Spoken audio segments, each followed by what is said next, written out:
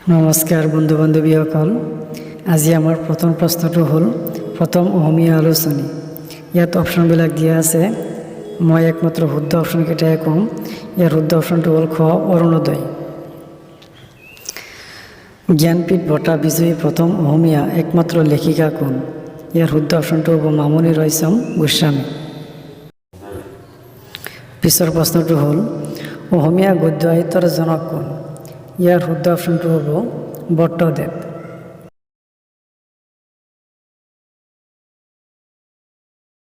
প্ৰশ্ন, ৰত্নাৱলীৰ ৰচক কোন? ইয়াৰ শুদ্ধ অপশ্যনটো হ'ব ক, শ্ৰীহৰ্ষ। পিছৰ প্ৰশ্নটো হ'ল সাগৰ দেখিছা কবিতা পুথিখনৰ ৰচক কোন?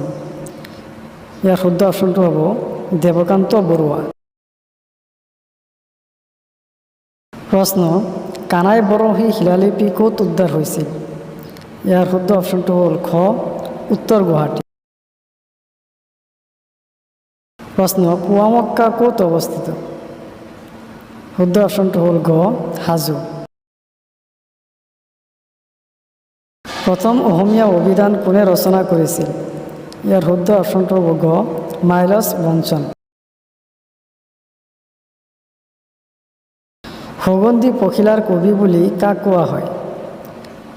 ইয়াৰ শুদ্ধ অপশ্যনটো হ'ল হীৰেণ ভট্টাচাৰ্য।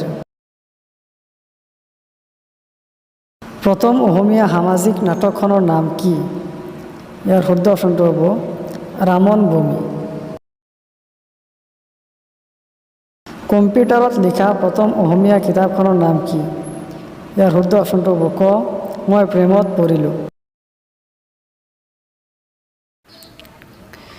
তোমাৰ গান কবিতা সংকলনখনৰ কবি কোন? ইয়াত অপশ্যনখিনি দিয়া আছে।